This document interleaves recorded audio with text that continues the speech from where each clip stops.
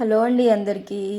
Saturday రోజు నా పూజ అవన్నీ ఇంకా మళ్ళీ దేవుడికి మేము ప్రసాదం చేసి తీసుకెళ్ళాము టెంపుల్కి. అవన్నీ కూడా ఈ వీడియోలో ఫుల్ ఇన్ఫర్మేషన్ ఉందన్నమాట. సో ఈ ప్రాసెస్ ఏం చేశానంటే, ఫస్ట్ అయితే నేను పులిహోర చేసేసుకొని రెడీగా పెట్టుకోవడానికి రైస్ని అయితే ఇలా ఆరబెట్టుకుంటున్నా. ఆరబెట్టుకున్న దాంట్లో ఫస్ట్ మనం ఏం చేయాలంటే పొడి పొడిలాడేలాగా రావడం కోసం ఇలా కంపల్సరీగా కొంచెం ఆయిల్, కొంచెం చిటికెడు పసుపు యాడ్ చేసేసుకొని రైస్ని అంతా కూడా ఇలా కలిపేసుకొని పెట్టుకుంటున్నాను అనమాట. ఎవ్రీ టైం నేను చేసినా కూడా ఇలానే చేస్తాను. ఇంకా నేను వీలు కుదిరినప్పుడల్లా కంపల్సరీగా వెంకటేశ్వర టెంపుల్ అయితే ఇలా పులిహోర కానీ ఇంకా పాయసం కానీ అలా అయితే పెడుతూ ఉంటాను అనమాట. నాకు తోచినంతలో నేనైతే ఇలా పెడతాను. చాలా హ్యాపీ అనిపిస్తుంది కూడా.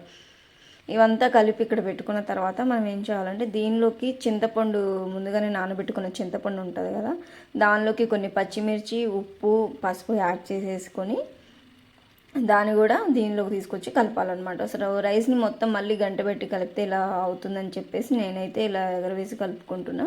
ఇలా ముందుగా నానబెట్టిన చింతపండుని మొత్తం కలిపేసుకొని అందులోకి కొన్ని పచ్చిమిర్చి, ఇట్లా పచ్చిమిర్చి మీరు ఆప్షన్, ఇష్టం ఉంటే వేసుకోండి, లేదంటే అవసరం లేదు, తిరుమలలో ఒకటి వేసుకుంటే సరిపోతుంది.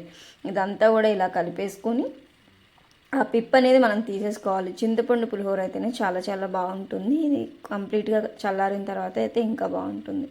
ముందుగా నేను ఎందుకు రెడీ చేసి పెట్టానంటే, నేను పూజ చేసుకొని దేవుడికి అభిషేకం చేసేలోకి కొంచెం ఆరిపోతుంది, ఆ పులుపు అనేది రైస్కి పడుతుంది, అప్పుడు చాలా బాగుంటుందని చెప్పేసి ఇలా చేసేసాను. అందులో కొన్ని పచ్చిమిర్చి ఇంకా రుచికి సరిపడా సాల్ట్ని కూడా ఇందులోనే యాడ్ చేసేసాను అనమాట. మీకు పచ్చిమిర్చి ఇష్టం ఉంటే వేసుకోండి, లేకపోతే లేదు. ఆ పచ్చిమిర్చికి కొంచెం ఘాటులాగా పెడితే దానిలో ఉన్న స్పైసీ అనేది చింతపండులో ఉడికి టేస్ట్ చాలా బాగుంటుంది. ఇలా వేసుకొని ఇది కొంచెం చింతపండు మనకి థిక్గా అయిపోవాలన్నమాట. చాలా థిక్గా అయిపోయిన తర్వాతనే మనం రైస్లో కలుపుకోవాలి. వెంటనే అయితే ఉడకదు. మీరు వాటర్ ఎక్కువ పోసుకోకుండా కొంచెం వాటర్ పోసుకొని చింతపండు నానబెట్టుకుంటే కనుక సరిపోతుంది అనమాట. సో ఇలా నేను చింతపండు అంతటిని ఇదంతా ఉడికిన తర్వాత ఏం చేశాను, మళ్ళీ దీన్ని తీసుకెళ్ళి మనం రైస్లో యాడ్ చేసేసుకుని మళ్ళీ రైస్ని కలిపేసుకోవాలి. పులుపు అనేది కొంచెం ఉంటేనే బాగుంటుంది అనమాట. చిటికడన్నా మనకి పులుపు అనేది తగలాలి. మరీ చప్పగా ఉన్న బాగుండదు కదా చింతపండు పులిహోర.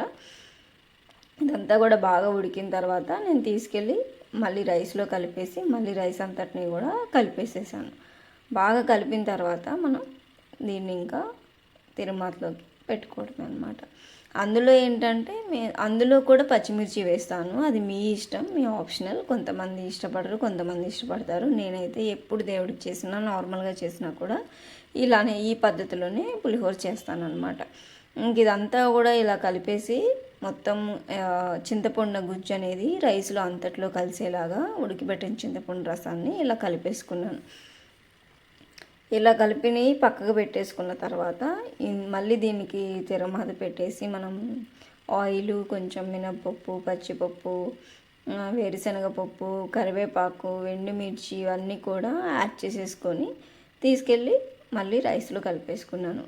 ఆయిల్ ప్రాపర్గా లేకపోతే తింటున్నప్పుడు మనకి గొంతు పట్టేసుకుంటుంది. ప్రాపర్గా వేసుకుంటేనే బెటర్ అనమాట. ఇంకా కరివేపాకు అంతా ఆయిల్లో చిందిని ఇట్లా పడతాయని చెప్పేసి మూత పెట్టేశాను. ఇలా మొత్తం కలిపేసుకున్న తర్వాత ఈ మిశ్రమాన్ని కూడా తీసుకెళ్ళి రైస్లో కలిపేసుకున్నా. పచ్చిమిర్చి వేస్తే చాలా బాగుంటుంది. ఇంకా అవి స్పైసీ లేకపోతే చక్కగా మనం అందులో తినొచ్చు అనమాట. టేస్ట్ అయితే చాలా బాగుంటుంది. డెఫినెట్గా ఒకవేళ వేసుకోకపోతే వేసుకొని ట్రై చేయండి. సో దీన్నంతా కూడా తీసుకెళ్ళి మళ్ళీ నేను రైస్లో వేసేసి ఈ మిశ్రమాన్ని మొత్తం కలిపేశాను. మొత్తం ఇలా కలిపేసుకొని మనం పక్కకు పెట్టేసుకున్నామంటే చక్కగా పులుపుగా ఉండే మనకి పులిహోర అయితే చక్కగా రెడీ అయిపోతుంది. చూసారు కదా ఎంత బాగా వచ్చిందో, దేవుడి దయ అంతే. ఎంత బాగా వచ్చింది. చక్కగా తీసుకెళ్ళి దీన్ని ఒక పక్కకు పెట్టేసుకున్నాను నేను. చాలా బాగా వచ్చింది. స్మెల్లే అర్థమైపోతుంది నేను వండుతున్నప్పుడు. ఉప్పు అయితే చూడలేం కదా, ఎందుకంటే దేవుడికి పెట్టేది అలా ఎంగిల్ చేయకూడదని నేనైతే చూడలేదు. ఇంకా దాన్ని నాకు అర్థమైపోతుంది స్మెల్, అన్ని ఇంగ్రీడియంట్స్ చక్కగా సరిపోయినాయి అని అర్థమైపోయింది. సో దీన్ని తీసుకెళ్ళి పక్కకు పెట్టేశాను. నెక్స్ట్ ఇంకా వెంకటేశ్వర స్వామికి సాటర్డే రోజు చేసినా కానీ పిండి దీపం పెట్టాలని నేను అనుకుంటాను, పెడతాను కూడా. ఇంకా నేను వెంటనే ఇంకా అది పక్కకు పెట్టేసి ఇంకా పిండి దీపం కోసం పిండిని అయితే తీసుకొని ఇలా ముద్దలా చేసుకొని నాకు వచ్చినట్టుగా, దీనిలో ఏమైనా పద్ధతి ఉంటే కనుక డెఫినెట్గా తెలియచేయండి. ఇంకా దీన్ని దీపంలాగా ఇలా కుందిలాగా ప్రమిదలాగా చిన్న ప్రమిదలాగా చేసేసుకొని ఇలా పక్కకు పెట్టేసుకున్నాను. దానికి నేను నామాలు అయితే 3 వైపులా కూడా ఇలా వెంకటేశ్వర నామాలు గంధంతో కుంకుమతో ఇలా అయితే పెట్టుకున్నాను నేను. చూసారు కదా, చాలా బాగా వచ్చింది కదా. నాకైతే చాలా హ్యాపీగా అనిపించింది నేను చూడగానే. ఇంకా స్వామివారికి అభిషేకం చేయడం కోసం నేను గంధం, కుంకుమ, పసుపు ఇలా ఒక్కొక్క దాంట్లో ఒకటి ఇలా కూర్చొని ముందైతే రెడీ చేసి పెట్టుకుంటున్నా. ఎందుకంటే మళ్ళీ పూజ చేసేటప్పుడు హడావుడిగా చేసుకోకుండా కూర్చొని మొత్తం అయితే ఇలా కలిపేసుకుంటున్నాను అనమాట. ఇంకా అక్కడ ఏమేమి కావాలి తులసాకు అవి తీసుకొచ్చేసుకున్నాను. ఇంకా ఈ ఇంగ్రీడియంట్స్ అన్నీ కూడా స్వామివారికి ముందుగానే అక్కడ రెడీ చేసుకొని పెట్టుకున్నానంటే అక్షింతలు అవన్నీ కూడా నేను వెంటనే చేసుకోవచ్చు. అవన్నీ చేసి పక్కకు పెట్టేసుకొని ఇంకా ముందైతే ఇంట్లో పూజ చేసేసాను. అభిషేకం చేసిన తర్వాత మళ్ళీ వెంకటేశ్వర స్వామికి చేస్తాను. ఇంకా వెంకటేశ్వర స్వామి ఫోటోలు అన్నీ ఉంటాయి కదా, అలా ముందు దేవుడి గుట్లో అయితే పూజ చేసేసి ఇంకా నేను ఎవ్రీ టైం పూజ చేసుకున్నప్పుడు కూడా వెంకటేశ్వర స్వామి నామాలు ఉంటాయి కదా, అవన్నీ కూడా నేను చదువుకుంటాను అనమాట. ఏ ఫెస్టివల్ అయినా ఏదైనా సరే ఎప్పుడైనా ఎన్నిసార్లు అయినా పూజ చేయండి. ఫస్ట్ అయితే నేను పూజ చేసి దండం పెట్టుకున్న తర్వాత ఆయన నామాలు అయితే ఒక పుస్తకం ఉంటుంది, అది కూడా నేను చూపిస్తాను. అందులో కంపల్సరీగా నేను చదువుకుంటాను అవి. ఇంకా శివుడికి వెంకటేశ్వర స్వామికి ఆంజనేయ స్వామికి వీళ్ళందరికీ మొక్కుకుంటాను, చదువుతాను. గోవింద నామాలు అయితే ఎవ్రీడే కంపల్సరీగా నేను చదువుతాను. సో మీరు కూడా అలా చదువుతారో లేదో కూడా కామెంట్ చేయండి. నాకైతే ఇదొక అలవాటు అంతే. ఇవన్నీ చేసుకున్న తర్వాత పూజ అయితే కంప్లీట్ చేసేసుకున్న తర్వాత నేను మళ్ళీ ఇంకా వెంకటేశ్వర స్వామికి అభిషేకం అవి చేయాలి కదా. ఈ పూజ అయిపోయిన తర్వాత అక్కడనే ఇంకా నేను ఒకదాని మీద అవన్నీ రెడీ చేసుకొని ముందుగానే పెట్టేసుకున్నాను కాబట్టి ఇదిగోండి, నేను చెప్పాను కదా ఒక బుక్లో నేను చదువుతానని చెప్పేసి. ఈ పుస్తకం అయితే కంపల్సరీగా శ్రీ లలితా విష్ణు సహస్రనామాలది. ఇదైతే ఈ బుక్లో ఇప్పటి నుంచి కాదు, ఎవ్రీ టైం ఎప్పటి నుంచో వాడుతున్నాను అనమాట. ఈ బుక్లో చదువుతాను. ఎవరన్నా దీని గురించి తెలియకపోతే కంపల్సరీగా తెచ్చుకోండి. అన్ని దేవుళ్ళకి సంబంధించినంత కూడా ఇందులో ఉంటుందన్నమాట. మనకి లక్ష్మీదేవి పూజకి సంబంధించింది ఎవ్రీథింగ్ ఇందులో ఉంటాయన్నమాట. ఏది నేను శ్రావణ శుక్రవారాలు ఏది చేసినా కానీ అన్నీ ఇందులోనే చదువుతాను. ఎవ్రీడే అయితే గోవిందనామాలు చదువుతాను. ఇలా చేసి పక్కకు పెట్టేసుకున్నా, నేను అదే చెప్తున్నా. తర్వాత ఇంకా వెంకటేశ్వర స్వామిది అయితే నేను రెడీ చేసుకున్నా, తులసాకు అవి.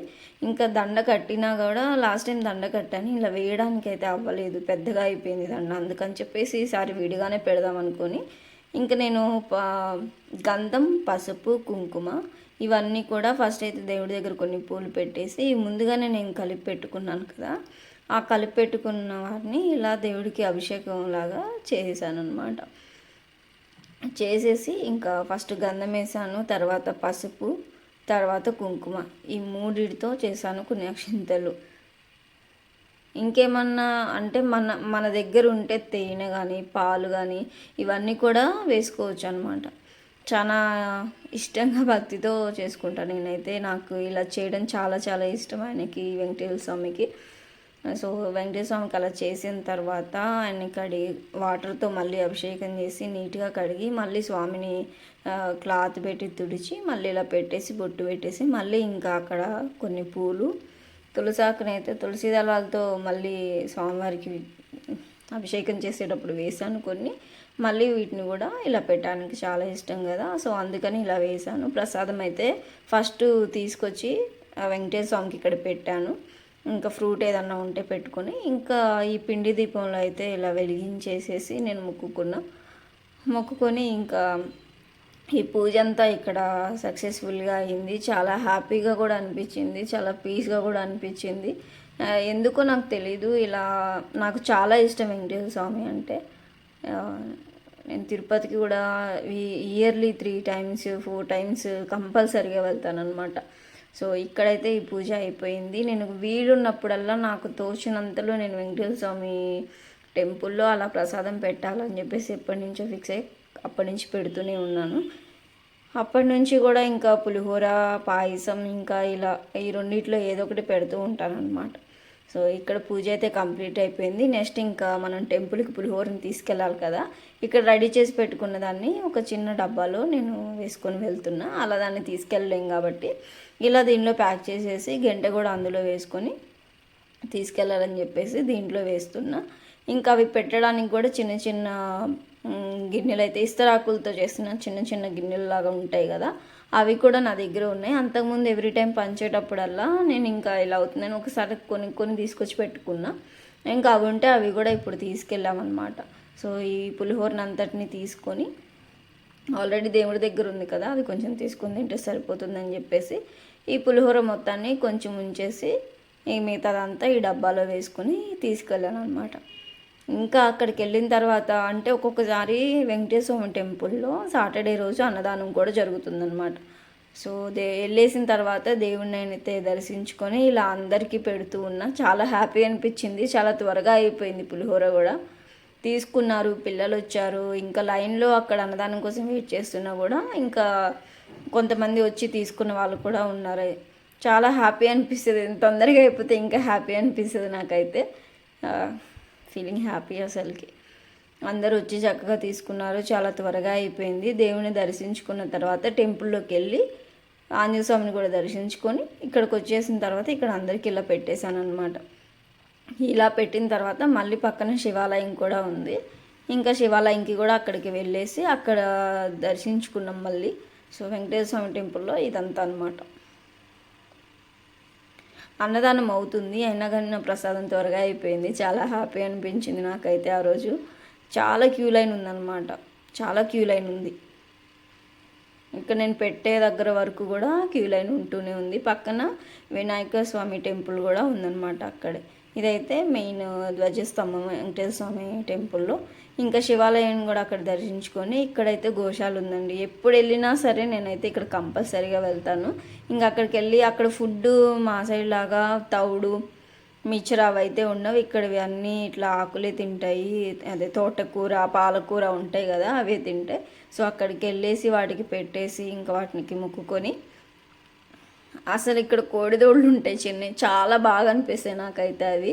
వాటి దగ్గర కూడా వెళ్ళి ఇక్కడంతా మళ్ళీ విజిట్ చేసేసి మంచిగా అన్ని టెంపుల్స్కి వెళ్ళి బ్లెస్సింగ్స్ తీసుకొని వచ్చేసాము. సో ఇదండి జరిగింది అక్కడ ప్రసాదం పంచే రోజు నేను చేసిన పనులన్నీ. సో ఇలాంటి మరెన్నో వీడియోస్ కోసం ప్లీజ్ లైక్ చేయండి, ఛానల్ని సపోర్ట్ చేయండి. వీడియో నచ్చితే like, share and subscribe. So ఇదండి. ఇక్కడైతే ఇంకా మళ్ళీ ఏం చేసామంటే అన్నదానం లైన్లో నుంచుంటే ఇక్కడ నాకు ఆంజనేయ స్వామి టెంపుల్లో ఇవన్నీ సైడ్కి ఇలా పెట్టున్నాయి అన్నమాట.